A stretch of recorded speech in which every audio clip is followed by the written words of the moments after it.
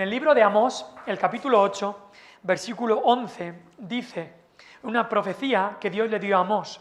No lo tenéis que buscar, os la leo. Amós 8, 11. Dice: he aquí vienen días, dice Jehová el Señor, en los cuales enviaré hambre a la tierra, no hambre de pan, ni sed de agua, sino de oír la palabra del Señor. E irán errantes de mar a mar, desde el norte hasta el oriente, discurrirán buscando palabra del Señor y no la hallarán. En aquel tiempo, las doncellas hermosas y los jóvenes desmayarán de sed. Ahora, esta profecía que nos da allí Amós, vemos aplicaciones suyas en distintos tiempos de la historia, pero en nuestro día están ocurriendo cosas en nuestro mundo que me hicieron pensar en esta profecía. Una y otra vez, y lo he comentado hace poco, en el año 2025 y en estos últimos años, está saliendo en las noticias que en Occidente hay un resurgir de la generación de entre 18 a 24 años, de gente joven buscando la fe, gente joven con sed y hambre de fe. Ahora, ¿por qué tienen esta sed y hambre? Porque muchas de las filosofías de este mundo, como el ateísmo, que los padres de esta generación creían, les ha dejado vacíos. Muchas de las filosofías e ideologías de este mundo, como la ideología progresista y demás, colectivos LGTBI, todo eso les ha dejado vacíos. Y hay una generación que está comenzando a buscar.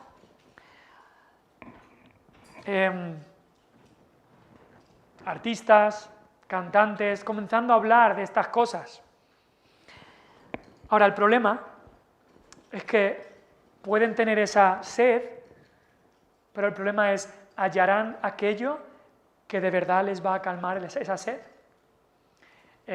Escuchaba que justo en Madrid, creo que la semana pasada, hicieron un gran evento multitudinario, más de no sé cuántas miles de personas en el Movistar Arena, allí en Madrid, un evento religioso con un montón de influencers, creo que muchos eran católicos y otros cristianos evangélicos, allí todos como un evento de la fe y tal. Y me pregunto, qué triste que una generación que está buscando, una generación que se ha dado cuenta de que las cosas que le ofrecía este mundo les dejan vacíos, no estén encontrando lo que de verdad les va a llenar. Porque es la palabra del Señor que de verdad va a llenar. Es hambre lo que tienen de la palabra del Señor. El problema es que muchas veces podemos tener hambre e intentar calmarla con cosas que no calman el hambre. Es como cuando un niño le dice a su padre: papá, tengo hambre, ¿puedo chucherías? Y el padre dice: no, si tienes hambre, yo tengo algo que te va a ir bien para ese hambre. Te puedo hacer un bocadillo de jamón. Eso te va a ayudar para el hambre. Las chucherías no te van a llenar. Así que esta generación que está ahí, y es una evidencia que en Occidente, estaba leyendo en Inglaterra, Reino Unido y otros sitios, que hay una generación de jóvenes que está buscando a Dios, pero buscando a Dios a su manera, pero sí que hay esa búsqueda, y se siente vacía. Lo que necesitan es más palabra. Lo que necesitan es la palabra de esta salvación. Y la Iglesia entonces necesita más y mejor predicación de la palabra, y no menos, sino más. Debemos orar para que Dios abra los ojos a esta necesidad, que aquellos que están sintiendo estas insatisfacciones, estos hambres y seds, que se den cuenta que la necesidad es de la palabra de Dios. Y por otro lado, no solamente eso, sino que la Iglesia debe proclamar más y más y más la palabra de esta salvación. Lo que va a calmar la sed de esta generación Z no es historietas, cuentos, o no es más tiempo de alabanza, o teatros o espectáculos, o fábulas, sino que es la palabra inadulterada, la palabra de Dios. Incluso testimonios. Tampoco, aunque un testimonio puede ayudar, pero es la palabra lo que necesitamos. Exposición de la palabra. Tenemos que pedir a Dios que envíe predicadores, que nos envíe a nosotros a hablar la palabra de Dios. Y ahora esto de que de que muchas veces gente que está buscando se contenten con fábulas, ya ocurría en el tiempo de Timoteo. Si lees el libro de 1 Timoteo y 2 Timoteo, Pablo le dice que cuidado con las fábulas. Porque hay gente que lo que quiere es escuchar una historia bonita con una moraleja, y eso es toda la enseñanza espiritual que piensan que les va a llenar, pero otra vez les deja vacíos. Así que es la palabra de esta salvación. Y hoy en el estudio vamos a estudiar un sermón.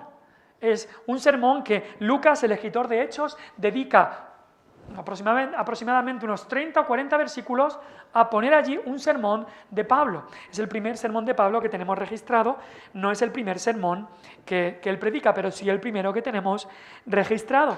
Ahora, ¿dónde estaban? Estaban en Antioquía de Pisidia. Y he puesto aquí unas imágenes un poco para que veamos un poco a dónde estaban. Todo esto que veis ahí, no se ve muy bien, pero aquí a la derecha, a vuestra izquierda, perdón, se ve un mapa. Y es un poco el viaje de Pablo y Bernabé. Eso es Turquía, eso que veis, aunque es haciendo el zoom, pero llegaron a Perge, viniendo de Chipre, que es una isla que está aquí abajo, llegaron a Perge y pasan de Perge, no se quedan ahí.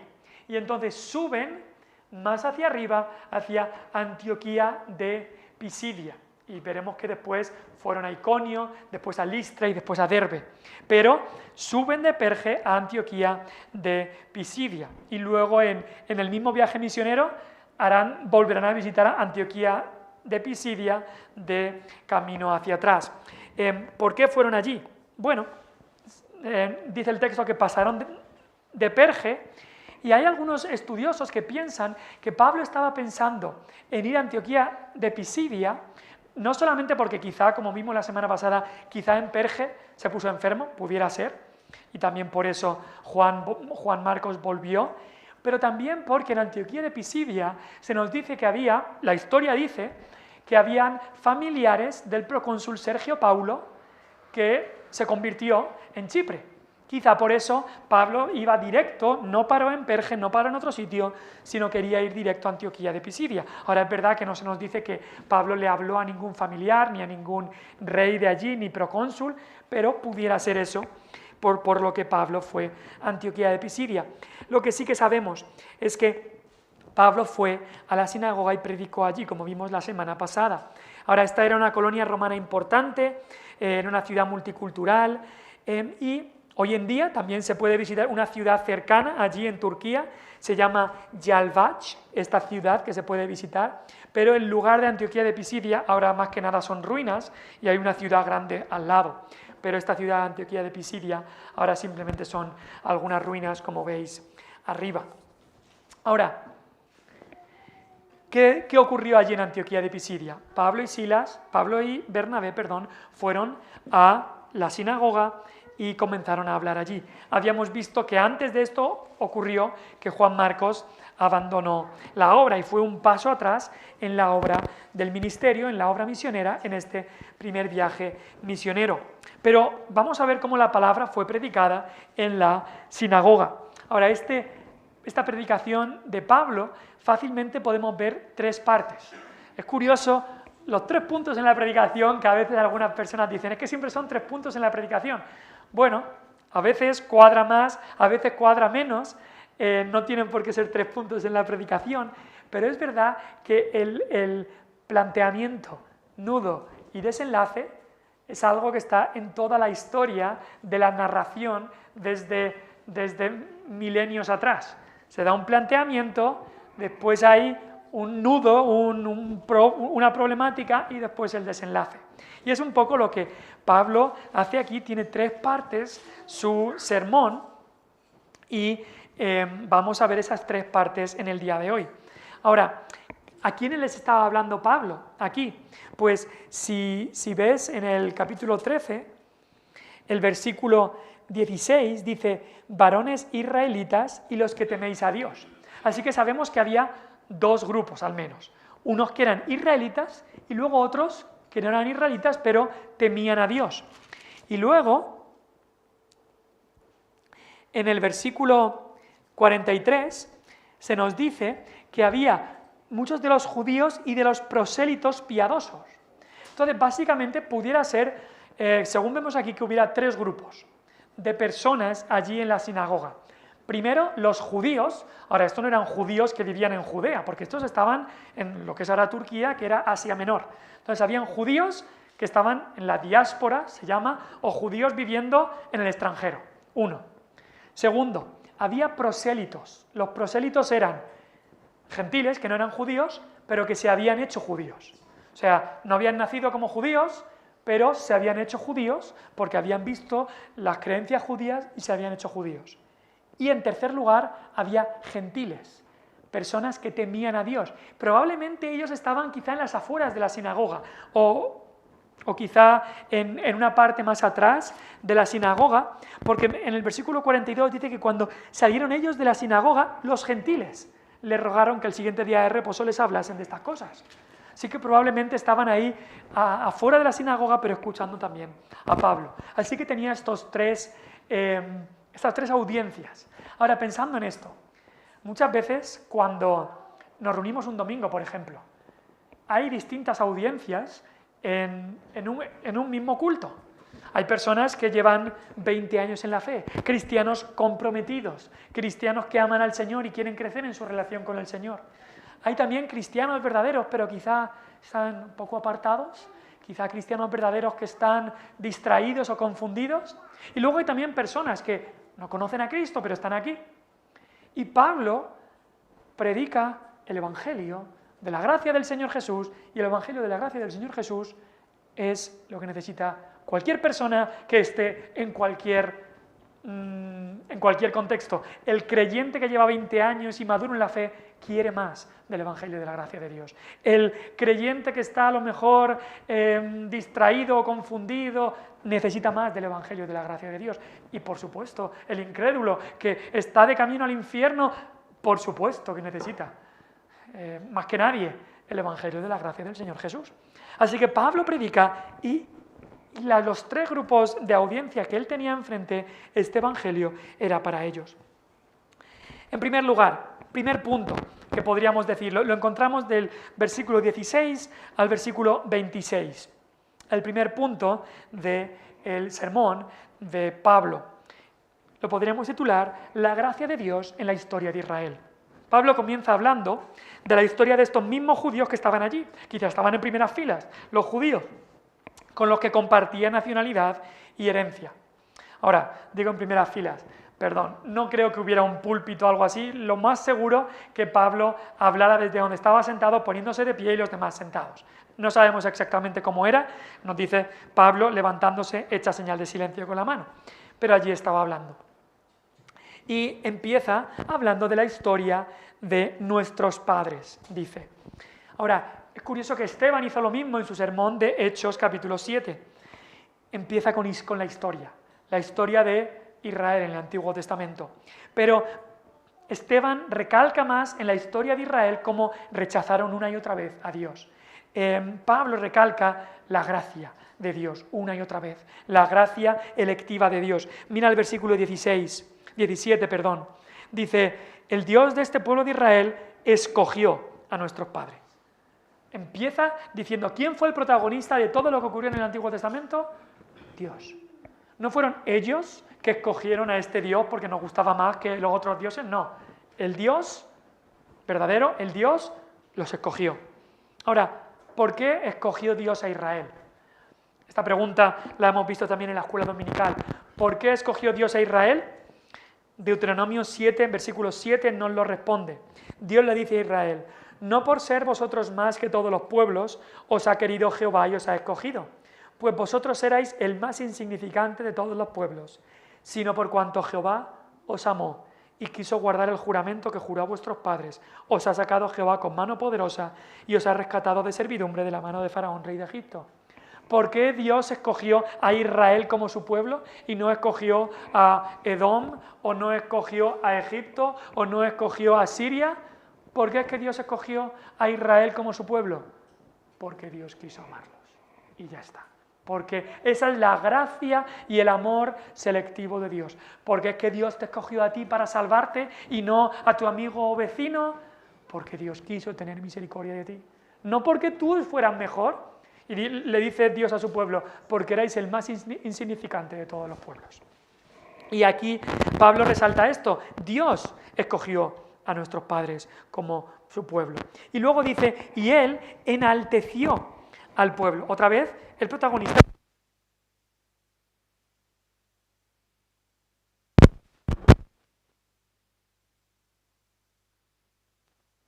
Lo voy a dejar aquí, no sea que no vaya a ir. Perdón. Versículo 17. Él enalteció. El verbo enaltecer es fácil de entender. En alto. Enaltecer es poner en alto. Y eso es lo que hizo Dios con el pueblo de Israel. Lo puso en alto. No puso en alto a Egipto, sino que cuando Israel estaba allí en Egipto sufriendo, Dios cogió y puso en alto a su pueblo. Y cuando mandaba muchas de las plagas, los egipcios les tocaba y protegía a su pueblo. Y salieron, dice, con brazo levantado, los sacó de allí. Ese es el lenguaje del Antiguo Testamento. Pablo utiliza este lenguaje que fue con el brazo levantado del Señor. Lo hemos leído en Deuteronomio 7, con mano poderosa Dios los sacó. Pablo utiliza ese lenguaje diciendo, Dios es el que lo hizo, por la gracia de Dios. Él es el que hizo todo esto, toda esta gran victoria. Lo que Pablo está hablando aquí es cómo salieron de Egipto, en el Éxodo, con mano poderosa. Ahora, versículo 18 les dice, pero no solo eso, también los soportó en el desierto. Los soportó en el desierto. Después de la salida de Egipto con mano poderosa, ¿qué pasó? 40 años en el desierto estuvieron dando vueltas y quejándose. Incluso dice que 10 veces probaron a Dios. Que si les daba, al principio decían que tenían hambre, Dios les da maná. Que el maná no les gusta, que quieren carne, Dios les da codornices, que si las codornices entonces empiezan a hacerse glotones y a comer y a pelearse por las codornices y Dios envía juicios y después que empiezan a decir es que si tuviéramos esto, si tuviéramos lo otro, después se quejan contra Moisés, después se rebelan, después desobedecen una y otra vez. Esto ocurre. Hasta 10 veces, dice en Números 14, 22, que probaron a Dios. Y luego Dios los soporta y después de soportarlos, dice versículo 19, que Dios, habiendo destruido 7 naciones en la tierra de Canaán, les dio en herencia su territorio. ¿Quién fue el que les dio en herencia su territorio? ¿Quién fue el que hizo que pudieran conquistar Canaán? Dios. ¿Ellos tuvieron que luchar? Sí. Pero Dios fue el que le dio en herencia a estas 7 naciones, que fueron los eteos, gergeseos, amorreos, cananeos, fereceos, heveos y jebuseos. Las naciones de Canaán, Dios se las dio. Y luego incluso dice, por 450 años, versículo 20, Dios les dio jueces hasta el profeta Samuel. Esos jueces, algunos quizás recordáis a Gedeón, a Sansón, a Og, Jefté, Débora y Barak. Todos estos fueron jueces de Israel, Otoniel y otros también. Pero después dice, versículo 21, pidieron rey y Dios les dio a Saúl, hijo de Cis.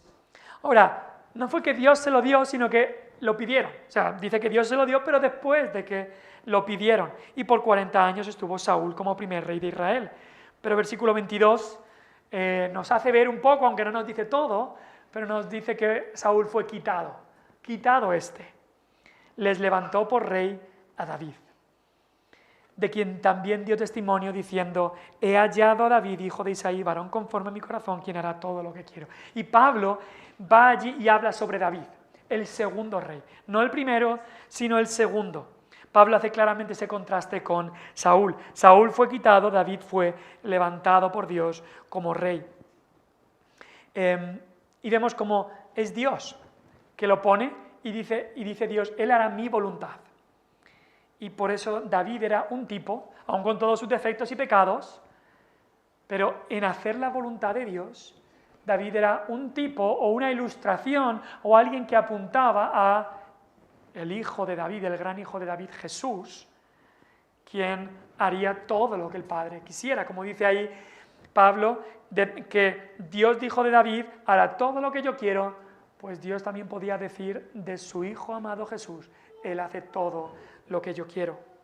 Así que Pablo hace un resumen de muchísimos años de la historia de Israel para que ellos pudieran ver las grandes obras que Dios había hecho en su gracia en la historia de Israel.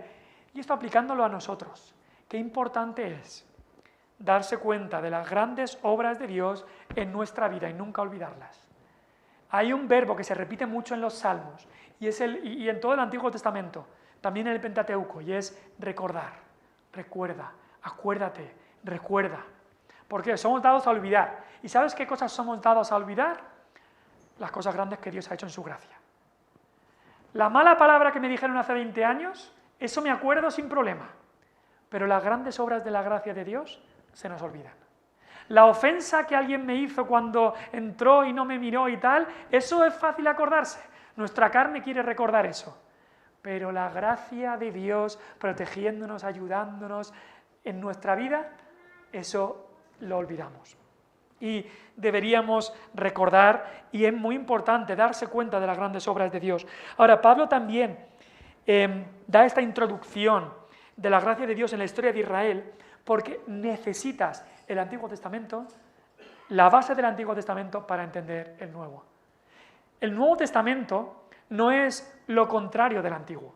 Mucho cuidado con pensar así, que hay gente que piense, no, el Antiguo Testamento es crueldad, el Nuevo Testamento es amor. El Antiguo Testamento es un Dios airado, el Nuevo Testamento es un Dios de compasión y amor. No. La gracia de Dios se ve por toda la historia de la Escritura, Antiguo y Nuevo. El Nuevo Testamento no es lo contrario del Antiguo, el Nuevo Testamento es el cumplimiento del Antiguo, eso sí. El Nuevo Testamento es donde el Antiguo Testamento encuentra su cumplimiento. Y eso es importante tenerlo bien claro. Y es que para entender el Nuevo Testamento necesitas la historia, la base histórica del Antiguo Testamento.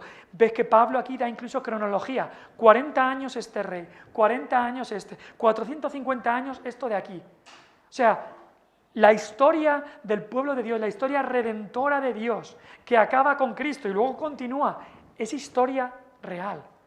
No son mitos, no son fábulas, no es algo que alguien se inventó, no, eso está históricamente comprobado, la cronología de la historia.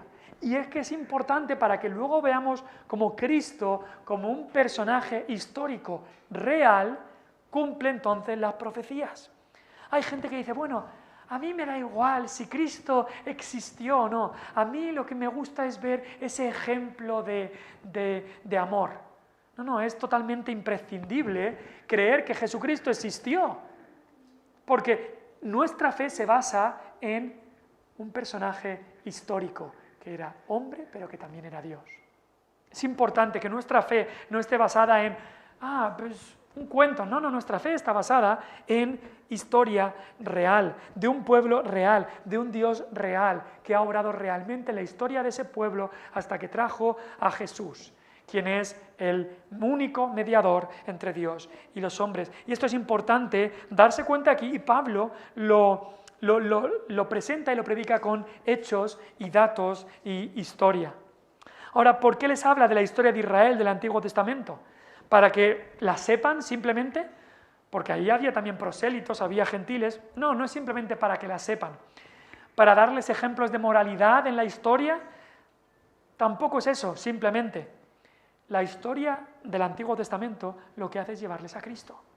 Y eso es por lo que Pablo les hace esta introducción de la gracia de Dios en la historia de Israel. Y siempre que escuches la historia de cualquier personaje del Antiguo Testamento es para llevarte a Cristo. Y por eso en el versículo 23, habiendo hablado de David, dice, de la descendencia de este, y conforme a la promesa, Dios levantó a Jesús por Salvador en Israel.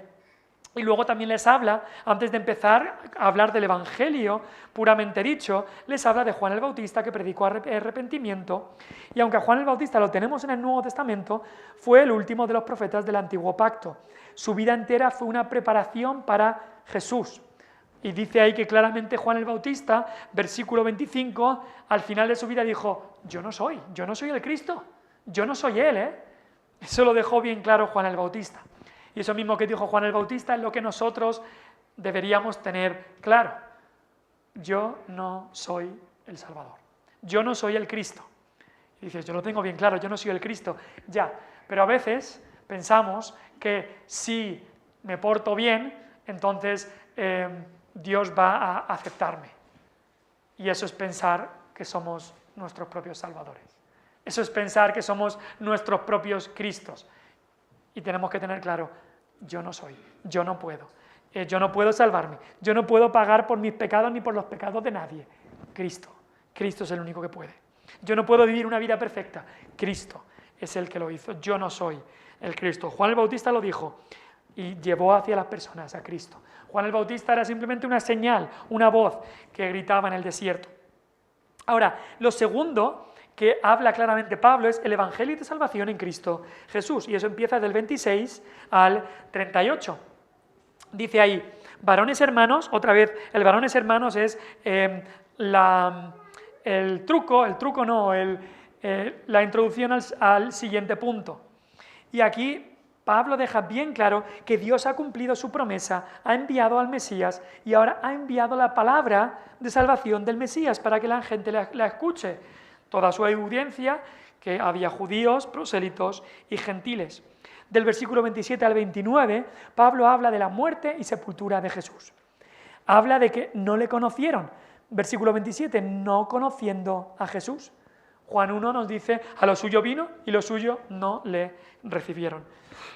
Pero también no solamente es que no le conocieron, dice ahí que demostraron ser ignorantes de las profecías del Antiguo Testamento, que se leían todos los días de reposo, porque al condenar a Jesús estaban cumpliendo al dedillo todas las profecías que estaban escritas. ¿Qué profecías de Jesús había que estaban cumpliendo? Pues Isaías 53, lo lees, escrito 800 años antes de Jesús, Isaías 53, Jesús lo cumple a la perfección. Y estos judíos que estaban juzgándole falsamente, matándole, haciendo todo esto, estaban cumpliendo esa profecía que ellos habían leído tantas veces, pero la habían ignorado. Luego el Salmo 22, luego tantas profecías del Antiguo Testamento estaban siendo cumplidas en Jesús. Ahora, ellos estaban cumpliendo estas profecías, matando a Jesús, y eso no les hacía inocentes. Ahora, es verdad, Dios estaba cumpliendo su palabra, pero ellos voluntariamente estaban haciendo esto, por lo cual ellos eran responsables. Y incluso dice ahí Pablo, versículo 28, sin hallar en él causa digna de muerte. No es solamente que le condenaron ignorando las profecías, pero es que también le condenaron inmerecidamente. Jesús no había hecho nada digno de muerte. Así que Pablo lo que está predicando claramente aquí es a Cristo crucificado. No viene con otro mensaje, viene con el mensaje de siempre, proclamando a Cristo crucificado. No se queda con hablar sobre Dios y cómo Dios obró en la historia, lleva todo hacia Cristo. ¿Cuál es el mensaje que necesita este mundo escuchar? ¿Qué es lo que necesitan hacer nuestros vecinos? ¿Creer en Dios? No. El mensaje que le tienes que decir a tus amigos inconversos que van de camino al infierno no es tienes que creer en Dios. Ya creen en Dios. Ya creen en Dios. Creen en un Dios a su imagen y semejanza, pero creen en Dios. El mensaje no es tienes que creer en Dios. No. El mensaje del Evangelio es Cristo Jesús vino a este mundo, vivió una vida perfecta, murió y resucitó. Tienes que arrepentirte y creer en Cristo. Ese es el mensaje del Evangelio. Proclamar el Evangelio es proclamar lo que Cristo hizo, y eso es lo que está haciendo Pablo aquí. Luego habla de la resurrección de Jesús, sus apariciones a los suyos, a los 12, a las mujeres, a más de 500 hermanos a la vez. Y Pablo, aunque él estaba en esos testigos, aunque él no estaba entre esos testigos primeros de la resurrección, sí que estaba en los testigos secundarios de la resurrección, porque en 1 Corintios 15 dice que el último, Jesús se le apareció a él, en el camino a Damasco, en su conversión. Pablo vio a Cristo resucitado, que le dijo, yo soy Jesús, a quien tú persigues. Y entonces, hace tanta importancia en la resurrección de Cristo, dice, y Dios, versículo 30, mas Dios le levantó de los muertos, hace mucho hincapié, como todos los apóstoles, predican de la resurrección. ¿Por qué? Porque sí, Cristo compró en la cruz nuestro perdón, pero para que Cristo nos diera ese perdón, tenía que resucitar, tenía que estar vivo para darnos ese perdón. Si Cristo hubiera estado muerto, no habría esperanza. Así que Lucas lo remarca bien claro, como Cristo, todos los apóstoles remarcan y enfatizan que Cristo estaba vivo y se había presentado con muchas pruebas indubitables. Versículo 32 y 33 les dice que esto es en cumplimiento a la promesa hecha a nuestros padres, la cual Dios ha cumplido a los hijos de ellos, a nosotros, resucitando a Jesús. Como está escrito también en el Salmo 2, mi hijo eres tú, yo te he engendrado hoy. Esa promesa en el Salmo 2, donde dice, mi hijo eres tú, yo te he engendrado hoy, Pablo lo enlaza con la resurrección. ¿Por qué? Porque Jesús fue declarado Hijo de Dios con poder por la resurrección de entre los muertos. Fue cuando Jesús resucitó como hombre perfecto, entró en el cielo como el primer hombre perfecto, el único hombre perfecto que podía caminar al cielo, que las puertas se abrían del cielo ante él. Así Jesús entró en el cielo y el Padre le podía decir, tú eres mi hijo, yo te he engendrado hoy. Y fue a través de la resurrección que Cristo fue declarado Hijo de Dios con poder, nos dice Romanos 1:4. Es a través de la resurrección que el Hijo de David ahora está en el trono para siempre. Y eso es lo que Pablo está dejando claro aquí.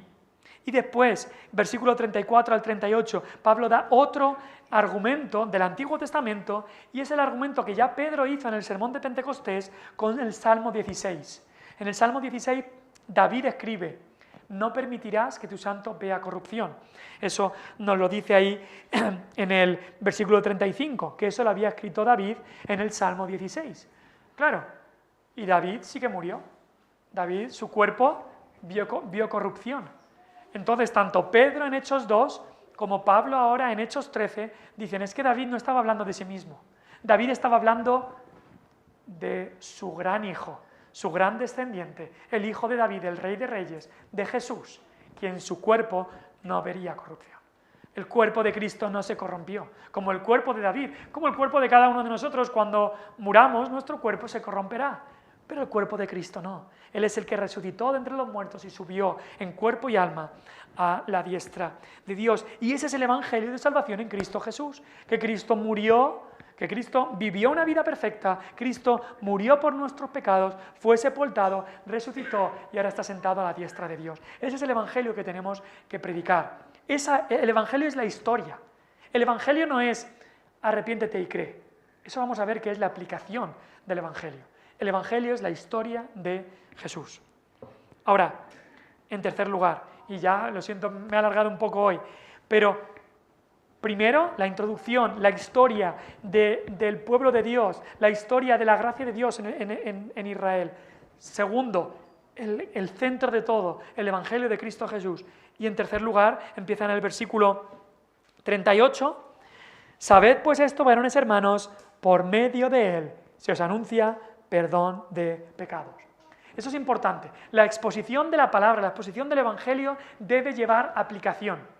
Si tú te quedas solamente y dices, mira, Jesús vivió una vida perfecta, murió por el pecador, resucitó y ahora está sentado a la diestra de Dios, hasta luego,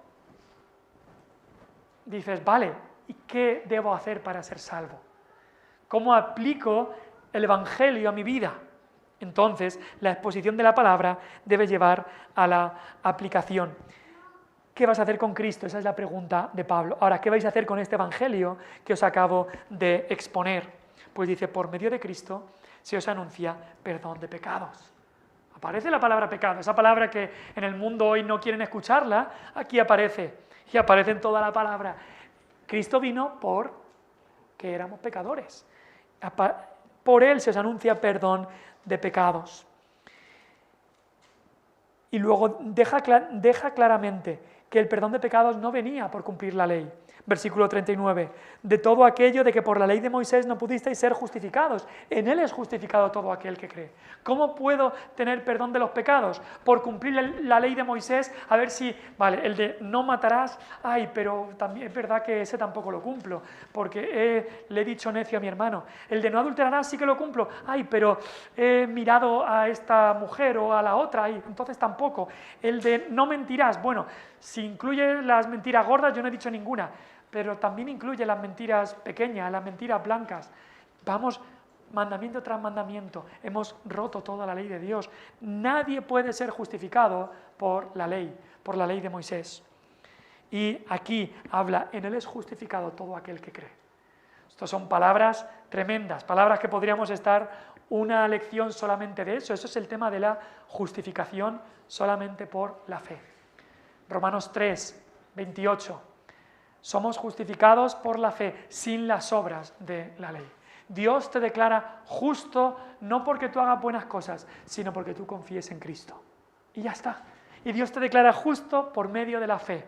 Ahora, esa fe sola, sin las obras de la ley, una vez has creído, va a ser acompañada de buenas obras. Pero las buenas obras no son las que te justifican. Es la fe que te justifica, la fe sola.